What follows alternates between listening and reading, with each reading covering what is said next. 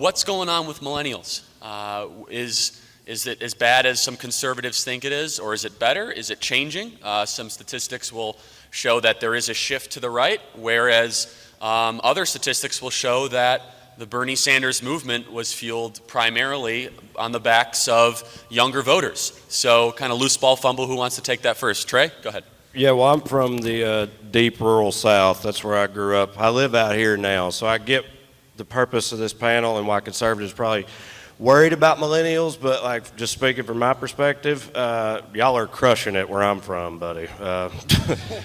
Like there's a lot of conservative millennials. Well, yeah, I'm not happy about that, but I'm glad y'all are. But yeah, because that's just kind of what you are where I'm from, and it don't matter. It doesn't matter how old you are. I'm from Tennessee. Okay, cool. So yeah. It's one of the few states that I think the younger voters actually voted for Trump was Tennessee and a couple of other southern states. So, right, yeah. So Scottie, what do you think? Well, speaking of Tennessee, hi, I didn't know, neighbor. I'm from Nashville. So all right, we're going to try to keep the southern accent down a little bit out here. We can try to hide it, but it will get thicker. I can't hide it. Yeah, I tried. It doesn't work very well.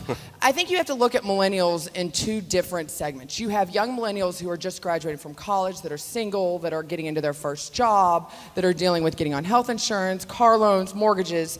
And then you've got the other spectrum. I am a millennial. I was born in 1980. I am on the other end. I have two kids though, 9 and 10 years old. I've now bought my third house. No, I don't have 3 houses, but I've had to deal with trying to get a home loan 3 different times. I'm having to deal with health insurance. In Tennessee, it is hard to get a family of 4 on health insurance right now. We don't have it. So I think you have to look at both sides. Millennials right now are spanning a wide spectrum of issues, and it's all about perspective and viewpoint. And where conservatives in the Deep South are winning is they're speaking to, I think, the older crowd that are having to deal with a lot of the issues that government directly is involved in. Healthcare, loans, starting small business, and that's why I think conservatives are winning and why overall, the upper end of the millennial generation voted for Donald Trump in 2016. Yeah, so I think you could divide millennials into brackets, 25 and older and 25 and younger. And so it's very tempting and easy to want to put all millennials in one bucket, but when you bifurcate it, to your point, it shows that it's actually a big difference. And so I get asked this question all the time, man, and I'd love to hear you talk about it. And I get it asked kind of sarcastically from older conservatives, like, why do young people like Bernie Sanders so much? And so I have my version of an answer, which actually compliments, Bernie for his actual talking about issues that young people talk about. But I'd love to hear your take, and because it's undoubtedly, he started a movement with college students that resonated unlike any political movement in recent memory. Sure. Well, I think it's definitely correct that millennials are not a monolithic group. But if you look at polling, you will see that there are similarities with the two age sets that are considered millennials, the older ones and the younger ones. So Pew Research is just one example of, really great comprehensive poll on millennials and what they care about the most. And I think the reason why Bernie Sanders did so well among millennials is because millennials do want more government in regulating certain parts of what we're seeing in the country right now. So I know conservatives hate regulation, but the reality is, millennials love capitalism, but they don't love crony capitalism, which is what we have right now, where you have the richest people in the country taking advantage of a system that's been rigged against pretty much everyone else. And so you're right. I mean, I'm a millennial. I just went through the process of escrow and getting a mortgage. And guess what? I worked my entire life to save everything that I could save just to put a down payment on a home, and it is not anywhere near what I thought I would have at this age. Like, my parents came here as immigrants, had nothing, and my father managed to work as a handyman, save enough money, and buy apartment buildings. Guess what? Millennials can't do that today. And it's because our wages have been stagnant, we have been ignored, we graduated into a terrible economy, we are dealing with massive student loan debt, we're earning 20% less than the generation before us, and that's adjusted for inflation. And so we're dealing with all sorts of economic issues because of this crony capitalism. There was only one candidate that talked about that issue and did so relentlessly. That was Bernie Sanders. And that's why they, overwhelmingly supported him. So that's my answer on it. Sure. Guy, what's your thoughts? You have a wonderful book where you talk mostly about millennials and college campuses. Well, I think if we're talking about the ideology of the millennial generation, I think it is in a number of ways shifting to the left, but not every way. But the consistent thread that I see and hear when I talk to people in that age bracket when it comes to politics and both parties is absolute abject disgust. I think millennials cannot stand our political process. They do not like either party. They do not trust either party, which is why I think you saw a lot in the primaries in each bucket. You had Donald Trump attracting a very faithful following among a group of millennials, and then of course the Bernie Sanders revolution on the other side. These are both people, whether you agree with them or not, whether you voted for them or not to ascend to the nomination, these were people who were taking just a battle axe to their own political parties and their own establishments.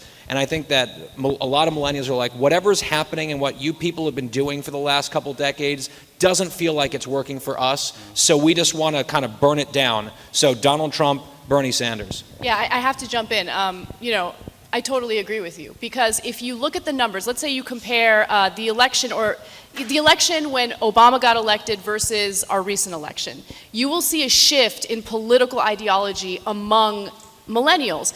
They overwhelmingly identified as Democrats, and now all of a sudden you see them saying, no, we have no party affiliation, and it's because they feel like they've been left behind by both parties. That's why, when Hillary won the nomination, a lot of millennials were like, I'm either voting for a third party or I'm not voting at all.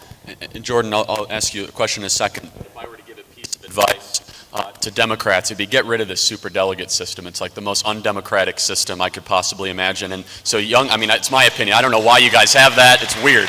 But I'm glad. No, hang on. Wait a minute, Charlie, I want him to keep it. As a Republican, please keep the super delegate I know, system. but if you guys want to help Please. yourself do it, but I kind of laugh Well, and no, say it's just whoever's Charlie, the best connected wins. Charlie, So- you're missing it. You're missing wrong, it. yeah. They have the super delegates so they can nominate likable, electable people. Forgot about it. Exactly. So, Jordan, jump in here. What are your thoughts, ladies and gentlemen, before we dive into Millennials in general, I think I love their fidget spinners. I think those are pretty sweet. What I've noticed is like the extremes in 2016 definitely control the narrative, and there was nobody in the middle like me that's just like trying to get by and pay their phone bill. I just feel like that is what I hear a lot of, right? I hear a lot of.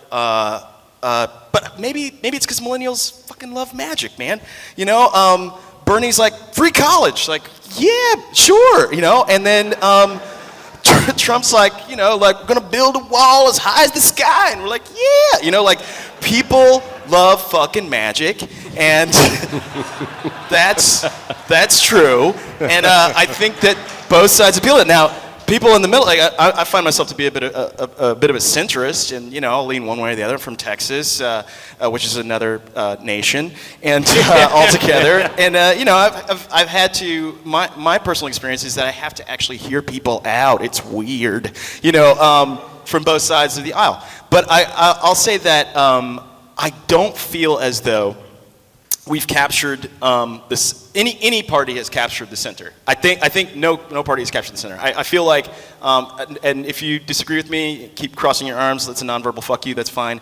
But I don't think that's happened. There's a lot. I mean, people are like you were saying, like you bought a house. You bought 3 houses. It's awesome. No, your third house. I'm sorry, your third house. Okay, started in the dog house. You started We're in the moving dog on house. up.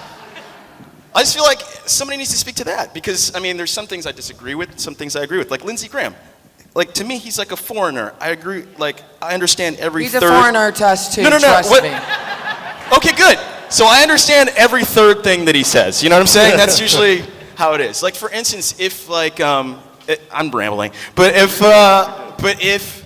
they get away with, you just buy your house, right? So if we get condo, sorry, apologies. But if we get rid of the interest, tax deferment or whatever, then that'll be bad for you. You're middle class and you're trying to achieve, right? And that's a part of, I think, Mulvaney's plan. And I, as a millennial, disagree with that, And I have a house too, guys. All right? And I don't want that to happen. I really don't want that. I really want people to ladder up into, I'm a dollar and cents kind of guy, and I want people to ladder up. And I'm sure, this hasn't happened exactly for all millennials yet, but you want to be a part of that American dream. You want that house, right? No? Okay, cool.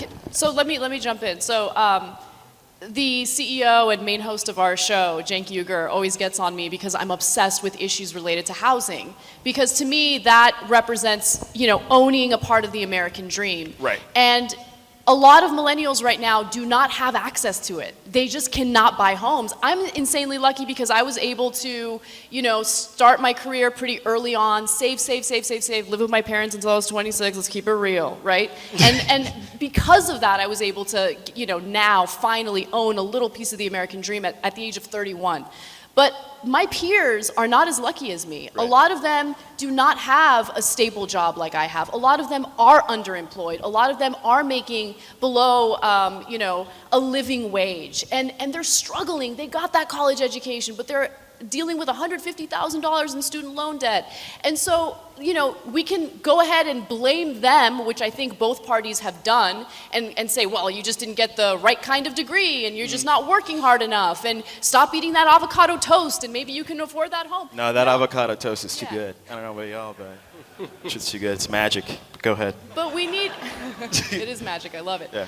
But we need to actually hear them out. Regardless of what political party you're from, they have genuine concerns and they see this system as one that's broken, which is why I think a lot of them are moving toward third parties or not having a political affiliation. I think where the political question is, whose fault is it and who's responsible for fixing it? I have seen the conservatism, Republicans, they say self-responsibility. We need to fix it within our own communities.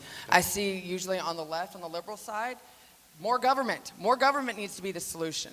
Conservatives don't look to the government for a solution. We look to ourselves. And I think that right there should appeal to all ages. Trae, let me ask a question. I think... Sorry, I have to respond to that for 1 second. Okay. So while you guys might applaud the idea of less government, this is a panel about what we need to do to bring millennials in, at least what conservatives need to do to bring millennials in. Look at the polling.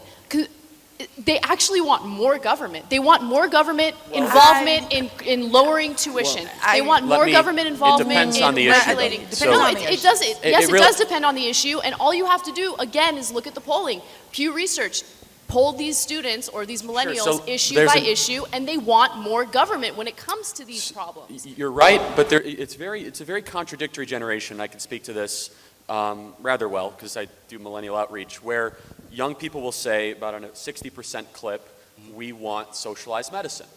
Okay. The next question will be, do you think government can effectively and efficiently deliver socialized medicine? 70% no. It's one of the most contradictory generations. They say, we want lower taxes. Right. 80% yes. Do you want to pay, do you think the rich should pay more taxes? Yes. Do you trust the government? No, it's very contradictory. Yeah. No, it depends on the issue. That's the first thing I'll say. Right. But I will argue there is a blend of libertarianism in this generation as well. That's right there. That's the strength. To say that, to just blanket and say they want more government or it's a progressive, I would say that's not diving deep enough into the research of the polling. I will admit completely there is a hunger and a thirst amongst a certain quadrant of millennials that do want more government, but more than not, there is a growing libertarian movement. I don't trust these guys. I want to keep my money, get them out of my life. I just want to do what I want to do, and it's all corrupt. Get out of my life. And I think there's a lot of that, and you can see that in the Rand Paul movement, which is a equal as powerful movement on the Republican side, if not as big, but still as. Look, Rand Paul and Ron Paul started a liberty movement in the Republican conservative circles that 20 years ago people would have thought unimaginable. So. The question I have is, it's actually interesting. You look at the Democratic Party, and Trae, I'd love to ask this question to you. If Hillary Clinton would have just done half as bad with millennials as she did, she would have been president of the United States. Right. It's really interesting because it shows that the millennial allegiance to the Democratic Party is evaporating. Right. Is that it was a one-time movement with Barack Obama and a one-time movement with Bernie Sanders, but it's not. I'm not a card-carrying Democrat. But I may lean to those ideas. So for the liberals, what's the lesson here? Well, I think it goes back to something that's already been touched on up here, which is the disgust that millennials have with the establishment in general, and Hillary was the establishment to a lot of them. But also, though, I will say, I think a lot of those people who either voted, like a protest vote or didn't vote at all, I think a huge chunk of them thought, well, I mean, it's fine, I can do that, she's gonna win anyway, it's not gonna matter, which was fucking stupid. And if they would have known that that wasn't the case, I don't think that they would have stayed home or cast those votes in the numbers that they did. I'm not saying some of them still wouldn't have done it. It would have happened. But I think that was a huge part of it. It was like, I don't know if you want to call that arrogance or naivety or both or whatever, but there was an aspect of, he's not going to win no matter what, so I don't have to vote for this establishment candidate. And so it was easier for them to make that decision. Yeah, right. there was definitely underestimating Trump Right. and his voters going out to the polls. But more importantly, I mean, it was more than just a protest vote if they casted the ballot for a third-party candidate. I mean, think about it. Again, millennials overwhelmingly supported Bernie Sanders, who was for more government, right? But at the same time, you had this issue with the leaked emails indicating the DNC manipulated the primaries. How angry would you be as a voter who supported Bernie Sanders to know that your own party basically screwed you, doesn't care about your best interests? So I don't begrudge anyone who casted a protest vote. I did not. And it pained me to vote for Hillary Clinton, but I felt like it was the right thing to do. But you know, in this system, I don't blame millennials for feeling like their party turned their backs on them. Stop talking about those damn emails. Seriously. It's always about the damn emails, right? I mean, seriously. Go ahead. Oh, Jordan. I No, you seemed like you wanted to. I was literally just emoting. I was like, yeah, a lot about the emails. No, I feel like now, well, geez Louise, what about now? Like we have, you know, I feel this has been a hell of a week, hasn't it, guys? Our buttholes as clenched as mine, because it's really weird out there. I don't know what's happening. Is this a safe space? I can't say buttholes. All right, so It's like a political Triggered. fidget spinner. yeah, it's a That's what fidget this week spinner. has been. I'm sorry, you guys are all you're like news people, and I'm like not. All right, so No, buddy, I'm down with the butthole talk. you're down with butthole. Thanks, man. You are from Tennessee. Shout outs to buttholes. All right, so I feel now there's kind of an interesting thing wherein, you know, Trump has been elected, and I want to know, like he symbolizes a lot for a lot of people on the right, obviously, millennials especially. The meme game is sick.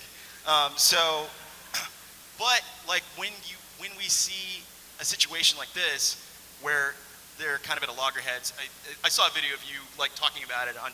You're the moderator, but like I saw a video of you like talking about it, and you're right. But what I guess what I'm wondering is what do millennials think now that there's this like impasse, and what I'm not seeing, I think there should be, is like actually a coalescing of the party, you know, a coalescing of the right rather than like Trump using leverage or threatening people in his own party. Like those kind of millennials, like millennials are impressionable. So what do they think now that we're 6 months in? Well, I think that's last piece is an important part of this, because one of my concerns is that the Republicans have been asking voters for 8 years now, give us the House and the Senate and the White House, and we're going to do all of these things. Mm-hmm. Now, they've accomplished a lot at the state level. There are some really great success stories in a number of conservative and Republican-dominated states. But the federal level is what gets the most attention, the most ink,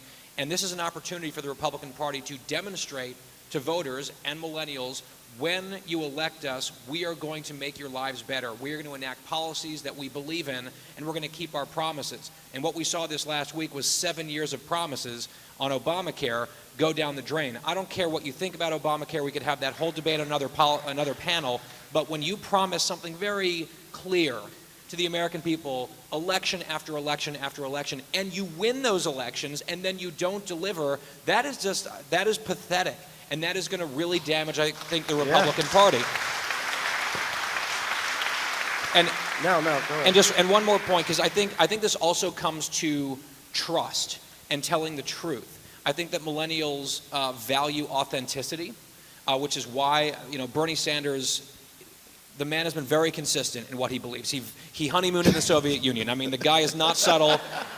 You know, He isn't even giving up his accent, and he lives in Vermont. I mean, know. it's kind of weird. But go ahead. Like, Yeah. so he has this air of authenticity about him, and he makes a lot of these magical promises. I think the Republican Party, one of the things that they ought to give a real shot at with young people is to say, all right, the Democrats say that they're the party of science. They love saying that. We're going to be the party of math, and you guys can promise everything and the sky, and young people might want those things, but there's this thing called math, and it exists, and it's real, and we can't do everything for everyone. That is not what the government can do. Let's talk about math a little bit. This is going to get good. Let's talk about math. So here's some math for you. Back in 2009, Bank of America paid nothing in federal income taxes. In fact, they got a tax rebate. Okay, there's a little bit of math for you. So how many of you here paid federal income taxes? Probably all of you, right? I paid federal income taxes. I don't want to talk about it. Why do wealthy banks get away with getting a tax refund while we pay our fair share of taxes? So guess why we have a tax code that works that way? It's because of the right wing. Guess why millennials... He was in control of Obama Congress had and the Hank president. Paulson as the Treasury Secretary. right. Don't And the left-wing Obama put Goldman Sachs in charge of his Treasury Exactly, Secretary. and that's Don't why you the- dare try and say it's the right wing. Don't you dare try and say that. Whoa. Oh my God. Allow me to finish my point before you jump in, because we now have, and by the way, I agree with you. Okay? Right wing, though, is what you said. Let me finish, okay? I'm talking.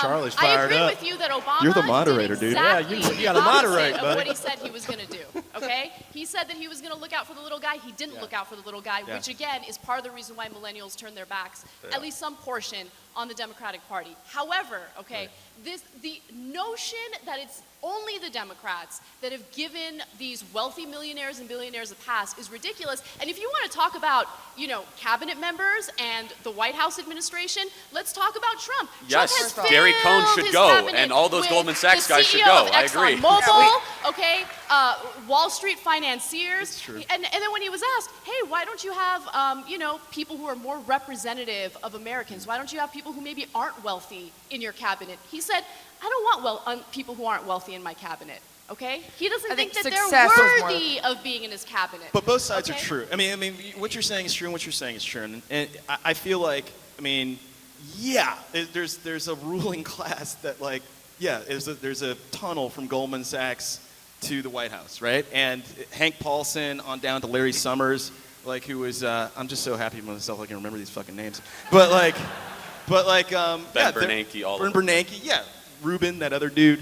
But yeah, it's not reflective of the people. It's not reflective of Main Street at all. And you're right about wages. I would love to see wages go up a bit, so that people Let's do another 3 decades of trickle-down economics and see how it works out for the American people. Hasn't worked out well so far. Yeah. So when are we going to try something different? Preach. Okay, if you say, hey, you know what? Let's just give the wealthiest people more tax cuts, because if they save more in taxes, they're going to pay their employees more. Our wages have been stagnant for decades. Doesn't matter if it's Republican leadership or Democratic leadership, it's been the same. And there was only one candidate who, again, persistently spoke out against it. It was Bernie Sanders. That's the reason why millennials supported him. I'll only say this really quickly. I think so if you have your taxes lowered, it's aspirational, right? So it's aspirational. They always say Americans are just we're millionaires who it just hasn't happened yet, right? So that if you lower taxes, my tax bracket, why am I bragging? All right, so it's lower because I'm doing okay, right? So that's what we want, but really we kind of it's a baited carrot, right? No, But if you're going to cut taxes, you are automatically going to cut taxes for the rich, because the rich by far pay the most already. The top 1% pays 39% of all federal income taxes. I know. The top. No, this is math. You can shake your head, but No, it's math. it is math. Okay, so because they know earn that. so much money, but if you're making $10 million and by the way, the wealthiest people get to take advantage of corporate tax loopholes that we don't get to take advantage of. Hang on. You are making the case. You are making the case. Can I agree with you? Here's the thing. If you're making $10 million and you're paying, let's say you pay your fair share of 28%. Or 50. You're still, with state and local and property Okay, and that's right. sales. We're talking and- about federal taxes. And by the way, they get, again, a bunch of loopholes that we as American people who make average incomes do not get to take You get a advantage mortgage of. deduction. And by the way, whenever they talk about getting rid of those corporate tax But it could be loopholes, gone. it's always the mortgage deduction. Yeah. That's the only loophole that Republicans ever talk about closing. No, they When it don't. Yes, No. that is absolutely true. Every time they debate about taxes, they're like, you know what? Yeah, we agree. Corporate tax loopholes are a problem. We should get rid of the loophole in regard to mortgage All right, interest you'll have your rates. turn. Never said You don't believe me? You guys can look it up yourselves. Well, so They you don't. said one point where you said Bernie Sanders was the only person advocating for higher wages. And so, but Rand Paul had a very interesting policy prescription where he said, well, instead of raising the minimum wage to $12 an hour, why don't we get rid of the payroll tax so you actually keep more of your money when you're earning $10 an hour? It's a working man's tax cut. So instead of mandating businesses pay more money and raising the price of production, you allow a worker to keep all of the money they work hour on hour. I think the most horrific and unfair tax is the FICA tax because our generation pays it. We might never see it again. It gets robbed from our paycheck. And Rand Paul talked about this a lot. Ted Cruz talked about it. So there were people on the right that said, hey, instead of saying we have to raise the minimum wage, you can keep every dollar you earn hour on the hour, getting rid of the FICA. Let me just point out, Donald Trump did as well. He said, let's simplify our tax. I want to put H&R Block out of business. I want every year on April 15th, you send in a postcard with your taxes. Now, yes, I do enjoy the tax credit for owning a home. I do enjoy a business write-off. But I know that nothing's free in this world. So Donald Trump, that's one of the things he campaigned on was simplifying everything from the top on down, including our taxes. And unfortunately, it seems to be the Democrats as well as the establishment Republicans this week that have proven they're the ones that want to continue this hamster wheel of having more government involved, more taxes involved. They don't want to get away with because they believe they can do better with your money than we can do with our own. Trey, what do you think? The way I feel about that whole thing is like, look, nobody likes paying taxes. I grew up I lived in Tennessee my whole life. We don't have a state income tax. And where I grew up, I'm fucking Karl Marx, right? Like I'm as left as it gets in that. I think you redneck tweeted to me. town. I'm kind of, now I know And who you now, are. but then I moved to California and I was like, shit, maybe I'm not as liberal as I thought I was. God damn. But because nobody likes paying taxes. I don't like it, but that goes back to the same thing as like all these magic promises, Bernie Sanders was making. To me, that's the same way. It's like, yeah, we'll cut taxes, but then we have shit that has to be paid for, and they need to focus on it. I know they talk about cutting spending or whatever. I used to work for the U.S. Department of Energy. I was a I was a fucking big government guy. Way to bury the I know, lead, yeah, bro. I know. Jeez. And I know from experience, and that's one of the better ones as far as that shit goes, how wasteful and ridiculous and inefficient bureaucratic the government is. It is, that's true. You're still a liberal? But anytime you guys start talking about cutting spending, it's always from the last places that I would go instead of, you can't even mention the fucking defense budget, Can't and mention that. no matter ever. You can't mention cutting subsidies for Right. oil companies. Right. You Like can't I- talk about those things. That's but what you I'm can saying. talk I'm- about cutting benefits for. But wait a for minute, you Americans. can use children. but You what can talk do about millennials raising want? taxes Let me- in the form of education, and the classrooms never see a penny of it. Yeah. It will That's not always true. go to the bureaucracy. It will always That's- go to the centralized let me- system. So you Yeah. use our children So- every day as Democrats, I think and as it we never tr- gets to our As classroom. we for try our to children. improve the discourse, the one piece of advice I would just give to liberals in general is don't blur the Republican Party with the conservative libertarian movement that's growing in this country, because the vast majority of the movement I'm a part of, and I know the people in this audience are, we don't want handouts for these corporations. We do want the Right. wasteful spending, and we're not defending the subsidies. That's what those 51 senators in D.C. are all about. So I would just say don't loop us into that bucket. We've never said that. Guy has never said that. Scottie has never said that. I've never said that. We're not here defending that. And I find far too often I'm put on defense with something I've never espoused, because someone in the Republican Party, which I don't even consider myself a member of, said. I think it's terribly misrepresentative. So I appreciate you. Sorry for jumping in. I appreciate you giving me advice. However, this is a panel about giving conservatives advice about appealing to millennials. It's we went down a rabbit hole, obviously. Okay. So, look, you have to focus on the issues that they care about. And they feel, again, left behind by both parties. And you say, oh, well, you know, there's a growing movement toward libertarian conservatives. All right, so let's look at what millennials feel about conservative issues. They don't want government involved in their personal lives. Maybe they want government involved when it comes to regulating some of the crony capitalism that we see right now, but they don't want to be told who they can marry, how they can have sex, when they can have sex. And the conservatives, over and over again, just dwell on those issues. They don't want to be told what they can do with their bodies, whether or not they can have abortions, whether or not they can get birth control. They don't want to be told whether or not, you know, any of these personal issues that honestly is none of the government's business whatsoever. Guy is the authority figure on this topic, so I'm going to let him talk. There's a lot to unpack there. So I agree with you on a few points. And at some point, can we just come back and put a pin in this? Can we come back to entitlement spending and just the massive drowning debt that we have on that? Because that's like, we have to talk about that. But on social issues, I think, yes, younger people are trending left on a number of them. Obviously, LGBT issues. I mean, I think this is a generational thing. I don't think it's right versus left. The Pew poll that came out just recently showed that 60+% of millennial conservatives are for gay marriage. I think this is becoming less of an issue. We are also, millennials, the most pro-life generation, except for senior citizens. We are more pro-life than Xers. Yes, it is true. There's data. There's data. Where is that data from? Because the data that I've seen from actual credible places, Pew Research, Hallstatt Research, both of them say that they do overwhelmingly support reproductive rights. Overwhelmingly. I can happily send you lots of things that I've written about this, including a poll that Harvard University did of millennials exclusively that showed that millennials are, I was surprised how pro-life we are. So these are not the same, they're not the same issues. We probably could form some sort of consensus. We would think later term abortion, there's strong opposition to that. Your party is way out there on that issue. You're always trying to talk. We're not way out there. You are way out there. We are against late-term abortion unless the woman's life is in danger. And by the way, late-term abortion. That is still pro-life. Hold on.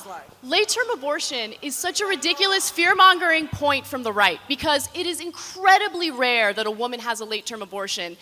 It's incredibly rare to find doctors that are willing to perform it. And when it happens, it's overwhelmingly because the fetus is not expected to survive or the woman's life is in danger. So you guys love bringing up that late-term abortion thing, but it rarely happens. It is not an issue. I have a question. If it rarely happens, why don't you make it illegal then? Why would we make it illegal if it's being used to save a woman's life? Why would we make it illegal if it's being used to save a woman's life? It doesn't make any sense. Then go to the emergency room and go through a hospital. Don't go to Planned Parenthood for it then. And use my taxpayer dollars. I feel like. What does it matter if it's Planned Parenthood or a hospital? If a woman's life is in danger, there's a major difference between Planned Parenthood. One tries to goes? save lives, one ends a life. Big difference between the two. I'm sure people living in rural Texas who now do not have access to health care because there's Thanks no to Obamacare. Stop interrupting me. Let me talk. I'm correcting you. I'm fact checking. That is not because of Obamacare. A lot of women and men rely on Planned Parenthood for preventative care. And you guys fight tooth and nail to defund it and shut it down because 3% of what Planned Parenthood does happens to be abortions. Yes. Sorry, talking points called out. Fake news. Man, you guys have really decided to drink that conservative Kool-Aid, which is I will fine. say that. I will say that. I will say that. And it tastes so good. It tastes like freedom.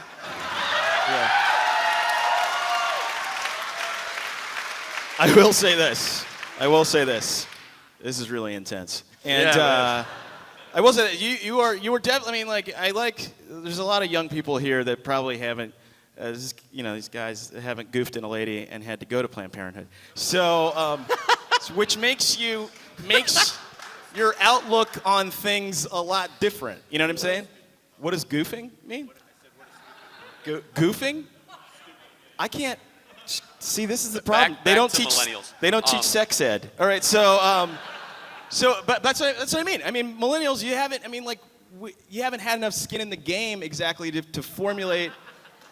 This is a sexual thing again, but it's like.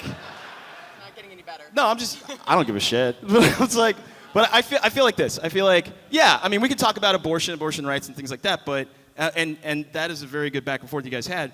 But with millennials, I think there needs to be a little bit more room for the wisdom that you might need certain fucking protections, down the road, things like that. Or what's the wisdom of the laws that exist right now? I don't know.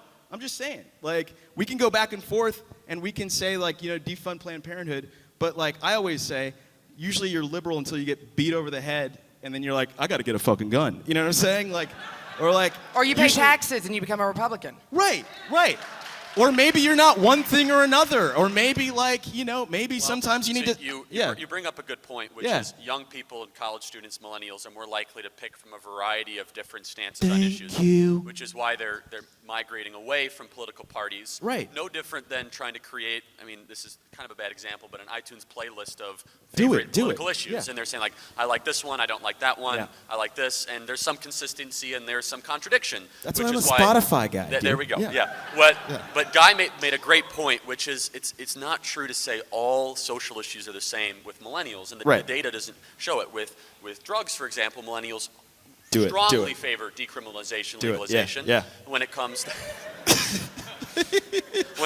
to other issues. So, Guy, I'd love to yield, and I'm sure someone's going to interrupt someone. And But there's another fight. drugs is a good topic. We should definitely talk about drugs. Okay. Because I think drugs are a really good topic because I think Republicans have a moment. We were talking about this yesterday, me and Trae, and I feel because of the opioid and heroin epidemic, right? It's hitting Trump's it's hitting places that voted for Trump solidly, like West Virginia, from. places. Ohio, Rural Pennsylvania, Tennessee. New Hampshire. It's affected my life, my friends from high school and things like that. And I feel like what's happening is I think Senator Capito wanted like $45 billion put into the last failed attempt to repeal Obamacare. What they were going to do was like give her $45 billion, but at the same time they were going to strip Medicaid funding. So it doesn't really people pay for detox with fucking Medicaid in West Virginia. So it doesn't really help, right? So we're put in a conundrum. And now I think you can actually, I think Republicans or whatever, conservatives, libertarians, or whatever you want to say, I'm sorry to not, designate the line. Jesus, I need like some fucking diagrams. But but I think there's a moment. There's a moment where the president can actually score some points with millennials in that way. Because it's not going away, and it's getting worse. And I don't know. Trae. It's like, yeah. I'd love to see that happen, but I just don't see it because I'm from a place that's been ravaged by the opioid epidemic. My mom is a addict, has been for basically my whole life. She's in recovery now, but my first cousin OD'd last year. I'm extremely close to this subject, and I'd love to see something get done, but I don't see it happening. But I don't really feel that it's a super partisan thing either. I think it's an American thing in that the way people look at addicts and drug use and shit in general is just mostly like, gross or, total lack of sympathy or whatever. And then the other huge problem is the fucking lizards at Big Pharma, and it's an insane amount of money they make off OxyContin, an insane amount. And, as long as that keeps happening, I don't, if the Republican Party made that one of their big things, actually doing something about the opioid epidemic, and I thought they were serious about it, I'd be all for that. That would appeal to me greatly. But like I said, I'll believe that shit when I see it. But here's the question. Like Jeff Sessions actually last week, he was, he wants to get tough on heroin imports, things like that. But that's Okay, well, all right, I should be clear. Getting tough on it, especially from somebody like that, that is more of the war on drugs bullshit, which it did not fucking work at all. It's been an abject failure. That's not what I'm talking about at all. I'm talking about like a paradigm shift in the way we approach it, treatment and recovery and rehabilitation, not fucking locking people up for the same time as rapists get locked up for, losing themselves to drugs or whatever. But this appeals to millennials, does it not? I think there's a lot of agreement here, Yeah. and this is where the new breed of conservative libertarianism would agree with you that you decriminalize other drugs, they might not have to actually gravitate towards, OxyContin or all those others. But we would say, us conservatives would say, it's more efficient and effective for private health centers and charities and local hospitals than a government institution to actually solve a lot of these problems. And I think that's really a disagreement that we have a lot of the times, is just because you're going to spend more federal money on something doesn't necessarily mean it's going to make a difference at all. And I think as conservatives, we're constantly preaching government doesn't deliver results on these big projects that they embark upon, and that applies to the drug war, right? Like this is a giant, exactly right. costly endeavor between the law enforcement element of it and the incarceration element of it. It's a failure. It's a big government failure. Absolutely. This should be a conservative position to have. Yeah, and we should totally apply agree. that evenly as we do when we look at other big government failures and say, why are we still repeating these same massively expensive mistakes? May I jump in? I mean, I'm with you on that. So I agree with you as well. I think the war on drugs is a waste of time, waste of money. We've spent $1 trillion on the war on drugs since 1971, which is absurd. But I don't want it to get to a point where we have so many people addicted to opioids and heroin that we have to figure out how are we going to take care of these people. Do we criminalize them or decriminalize them? Obviously, I don't think we should criminalize them. But it shouldn't even get to that point. Now, About too late for that. Sorry to tell you.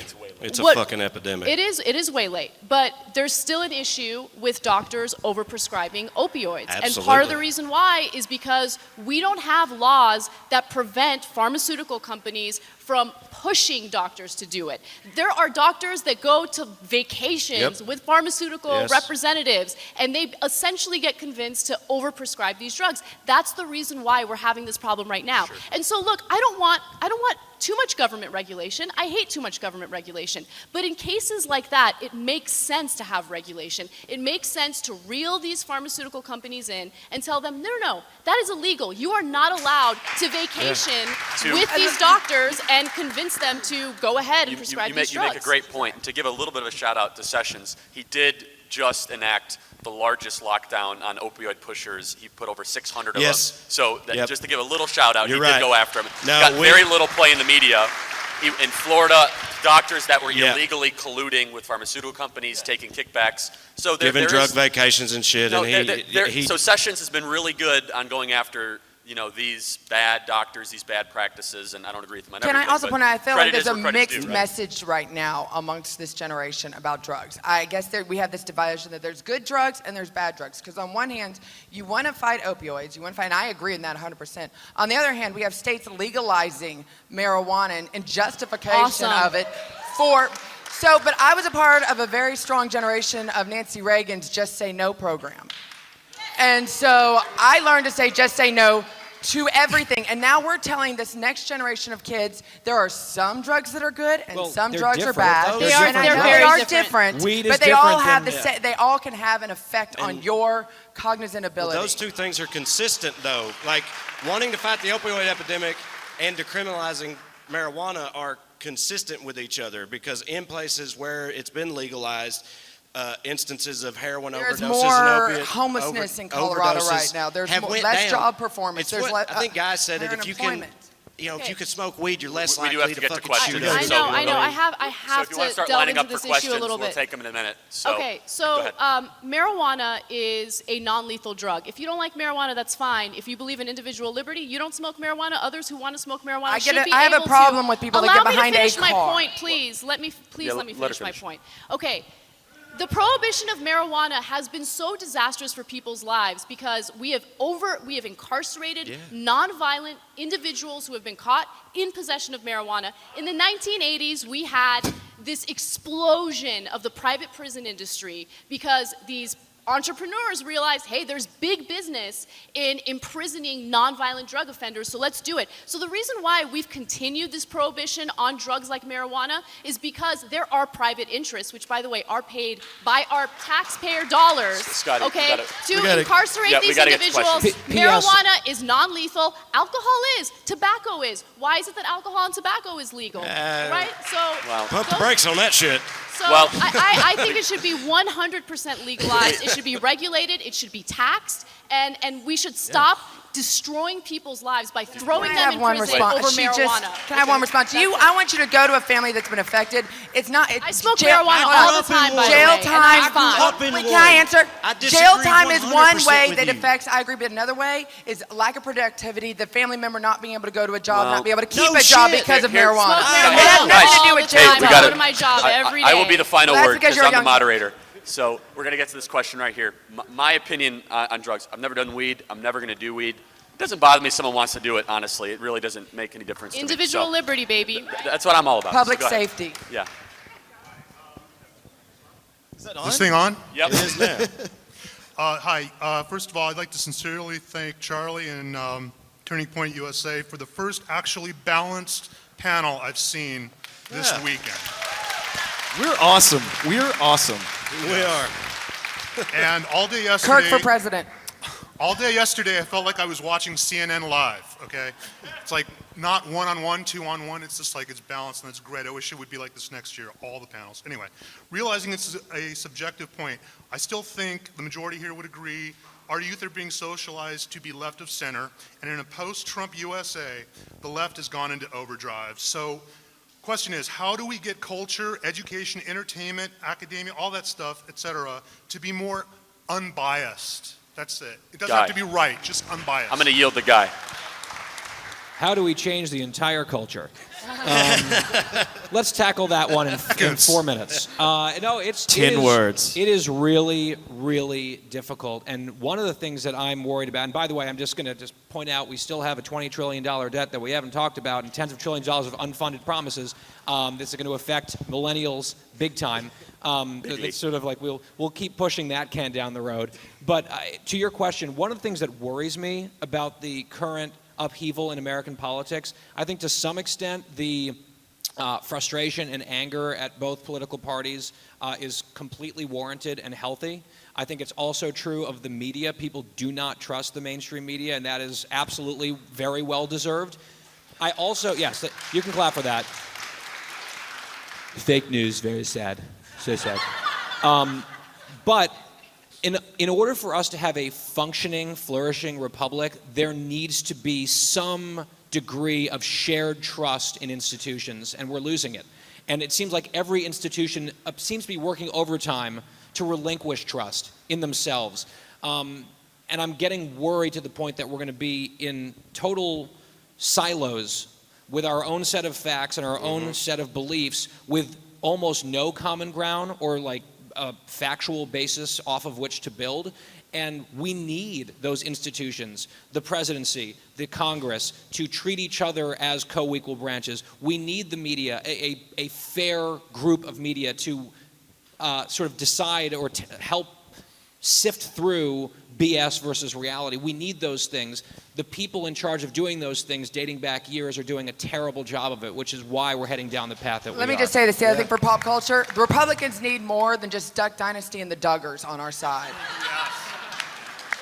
Swamp people. Swamp people's good. Next question.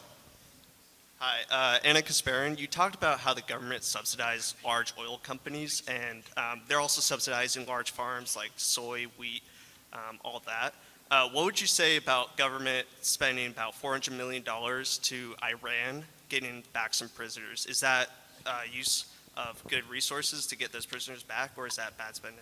I missed the last part of what you said. Can you just say one? He essentially he said you're talking about subsidies, $400 million to Iran to Yeah. bring back prisoners. Correct? That's what your question was. Yeah. Okay. So, like, where do you fall? You don't like government spending for big oil companies. I don't. But, like, do you agree with us, the government paying Iran $400 million? To bring back U.S. prisoners? Yes, U.S. prisoners. That's a really good question. I honestly haven't thought about that and, you know, the nuances of that issue, and I promise to look into it. Look, when it comes to Americans' lives, I mean, obviously that's incredibly important, and so it's a difficult decision to make, and honestly, regardless of what decision you make, you're going to get criticized, because if you say, no, we're not going to pay Iran, those lives are lost. If you do pay Iran, you know, you're helping them potentially, you know, build weapons or do something that could be used to retaliate against the United States in the incentivizing future. them to do it again. Or incentivize. And So whatever, it's a whatever, difficult question. whatever decision you no make, just doubt. don't lie about it. That'd be my thing. If you're going to pay them $400 million, don't lie about it. And don't put it in a crate and unmarked bills in the middle of the night. That doesn't help either. Thank you. On a private jet. On a private jet. Hi. So I'm progressive, and if you want to know what progressives think... Into the microphone. You got to talk into the microphone. So I'm progressive. If you want to know how progressives... You got to talk into the microphone. You got to get right into it. Yeah. You can pick up the mic. You can take it out of the thing. So you can pretty much define progressives by they want to stand up for the little guy. That's what we are about. And conservatives, on the other hand, they're about structure. Structure gives them comfort. They say, pull yourself up by your bootstraps. We know the rules. This is how we can move forward. So if you extend that out to how we view the world, of course progressives aren't going to trust the free market because it's amoral as shit. And of course conservatives aren't going to trust the big government because the structure sucks. So why is it that we continue to argue for big government or for free market instead of working together and pulling the bows from each side? It's like we want a moral system that has a structure that conservatives like. But I haven't heard that once in this whole political convention. So I'll take exception with one of your points. I think the free market is the most moral, only moral system ever encountered, ever discovered by man. So I will take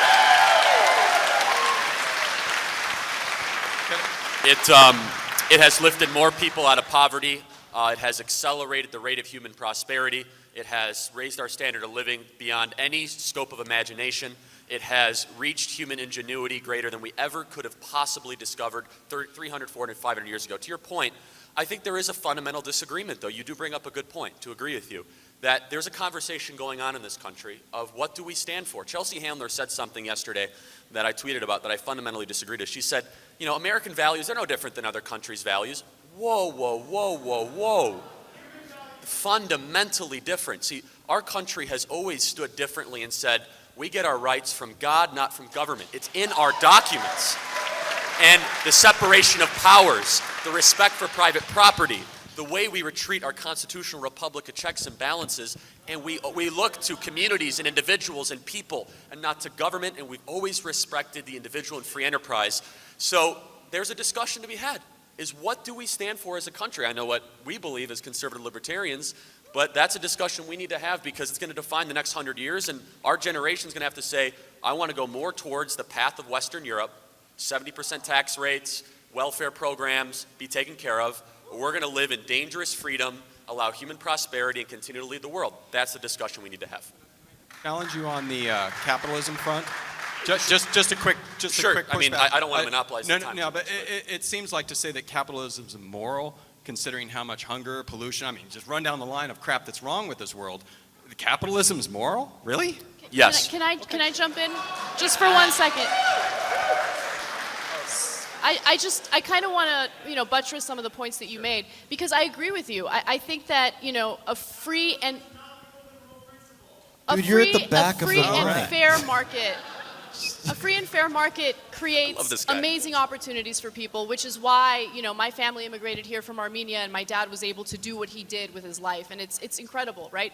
And I think a lot of people want that piece of the American dream. However, I think the reason why there is a little bit of a backlash toward the system that we have now is because we don't have the type of capitalism that we used to. We do have crony capitalism. Telecommunications companies are now monopolizing, their businesses. You see these mega mergers, and they get to charge whatever they want because you have no choice. You have very few options. That is not a free market. And that regulations benefit the biggest players because they can hire all the lawyers to navigate it, and the small guys they buy the head of the Federal Trade Commission. Screwed. But there are also antitrust. There are antitrust regulations that prevent some of those gigantic mergers from happening. And so, look, it's a balancing act, right? And so, I don't want to live in a communist country. I do appreciate and want a capitalist country, but I also want a system that doesn't allow people who are already at the top to take all the advantage and for the little guys to not even have an opportunity. Conservatives love to talk about small businesses. We do agree. We talk about small businesses a lot. But here's the thing. Why aren't we subsidizing small businesses instead of oil companies? You never hear about that. Well, but hang on. Just a few minutes ago, you said, we shouldn't be cutting taxes for the rich. A lot of the rich are S corporations, the small businesses filing as individuals. They file as individuals. So the revenue looks like they're a millionaire, but they have all the revenue coming through their small business. That's a dry cleaning shop that might do $1 million in revenue. They look like a millionaire on their tax filing, but they're supporting 19 employees and they take $50,000 in earnings. And So considering That's the the number difference. one noose that was on small business last year was consider the Affordable Health Care That's Act. exactly right. So remove the noose and making government forcing small businesses to hire, and we might We actually. got to get to the next money. question. I want to make sure we get to the audience, so go ahead. This question is for Anna. So I'm a conservative person. And very Speak popular. louder. You guys Sorry, go right in. I want to know your answer one to this. wants to know So what I think. the economics of healthcare aside, what I find so offensive and so patronizing to me is that kind of, as a conservative, I see some socialist loon bag from Vermont going to make healthcare decisions for me and what I want. And you look to England with that tragic case of Charlie Gard, where the government in England decided that it was within the child's best interest that he wouldn't get healthcare as opposed to letting the parents make the decision. So why do you trust in a socialized system some government bureaucrat or some politician to make a decision as opposed to letting the individual customer decide for themselves? Right. It's a moral question, not an economic one. So the Charlie Gard story is from the UK. It's a completely different system, and I agree with you that the parents should be, the decision makers. In that I thought case that when was it a comes to single their payer kids. system. I'm not. Why do you Bernie interrupt has me? said that's Because the I'm model correcting he you. You wants can't to bring handle me here. make a point. You have to interrupt me every But it time needs I to make be a a point. correct Just point. please Let her me finish. Let her Just finish. let me finish. Let her finish. That's all I'm asking. Okay. In terms of our healthcare system, look, right now we are dealing with a situation where a lot of people can't make their own decisions for themselves, right? It's true. I mean, think about it. If we didn't even have the Affordable Care Act, you couldn't even make a decision as to which healthcare company you would get your coverage from because they would deny you if you had a pre-existing condition. That's right. That was a big problem. But another thing that I find interesting is in Texas, let's look at Texas for 1 second, okay? In Texas, lawmakers are trying to ban private insurance companies from offering coverage for reproductive issues, okay? They want to make sure that no private insurance company covers any abortion costs, right? Now I get it, that's a conservative thing. They don't like abortion, so they want to go ahead and regulate the personal lives of women. But if you genuinely care about having options, then why do you have conservatives fighting to regulate private health insurance companies so they don't cover certain procedures? So actually you can't what they have your did- cake and eat it too. what You they can't did- say you want more options when you're going, What they did, off to ban certain. You're wrong completely on Texas. No, I'm not. Here's what they did. They said, I'm we not. will You not guys can look it up. force you to pay for contraception. That's not true. That is exactly right. It's not completely what's different. happening in Texas. It is completely different.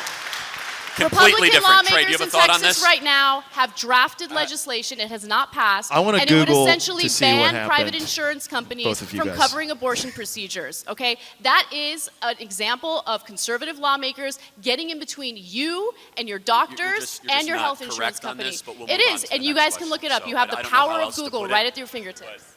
So let's put the government in charge of everything. Exactly. Look at this one potential abuse in one state. I know. Let's put the federal government in charge of everything. I don't follow. It's Yes, my interesting friend. how people from. You got to yield. This guy's I wanna got a get one sweet question. hat. Go My ahead, name's dude. Matthew Woods. I'm from Make California Great Again. We have a booth here, and I would not normally come to this meeting here, but I was inspired by the amount of young people that has come to our booth that are motivated, that are hopeful, that are active, wanting to get active. I was here last year, not one Trump hat, not one conservative shirt. No, almost all the seminars here were not friendly to conservatives or Trump. In fact, they mocked Trump almost the entire time. And yet this year, there's a change. And they ain't mocking Trump like they were last year. And not just Trump. But these people want to get involved. These young people are looking for leadership. They're looking for hope. And the hate of the left they've used to demonize people is gone. So the question is, how do you see we can harness these people, their passion? And I know there's a lot of problems with government, all these issues of the millennials, but they are, I think, more conservative than you realize, and they're coming out, and I'm hopeful. How can we corral these folks to we have some bad things happening in Sacramento, so we want to get them involved. What's the best way to get them involved? Thank you. I You mean, want Trae? yeah, that's kind of the whole question of this panel, like the fundamental question of it. And I mean, and so if I was going to, put a bow on it answer to that, I think, based on where I'm from and a lot of the people that I know my age growing up, and this has kind of been touched on already, is that for conservatives to reach millennials and, activate them and everything, and you guys have done a hell of a job of this, focus on the money and that part and just forget about the, Nancy Reagan just say no and fucking racism and homophobia and all that bullshit, because millennials in general are not going to go with that, and I think that stuff is a non-starter. And I know earlier you guys said that's not really fair, that that's not really how it works anymore, and we kind of are moving away from that. But I just don't, again, having spent 30 years in the South, I just do not think that's true at all. Well, at state level, conservative politicians in the South stay passing draconian, stupid, regressive bullshit legislation all the time. Let me make a couple points. The first is, President Trump, believe it or not, he's never got credit for this, was the first incoming president to ever support gay marriage in American history. First incoming president. You know what? I gave him credit for that until this transphobia bullshit he started on. And another point, he was the first candidate to ever have an openly gay speaker at the Republican National Convention and to help run his transition. So there is movement on the Republican side where there are more openly gay pundits and Congress people. Thank you, Guy. I couldn't have made it more obvious, couldn't I? I was like, Guy, raise your hand. No, I mean, again, but there is movement. And so to say that, the younger conservatives there is a piece of upward trajectory that's positive, and we are focusing more on the fiscal and libertarian. I want to get to one more because I'm getting the yank here, and I apologize. So. Okay, cool. I'll keep it short just because Louder. Can you hear me now? Yeah. So in the interest of time, I'll just keep it short. One of the problems I've seen, particularly from the TYT network or the regressive left in general, right, is these use of straw men to archetype conservatives in a bad light. So one of the ones I noticed that was used just in this conversation alone was saying conservatives don't ever talk about cutting military spending, when in fact that conversation is being had in a lot of different circles, Rand Paul, Justin Amash being some of the leaders of that. So one straw man that comes particularly pertinent to this conversation, I think, is listening to the lead up to this debate. Anna, you referred to Charlie as a millennial who hates millennials. Now, I've been following Charlie for a while, listening to a lot of the speeches.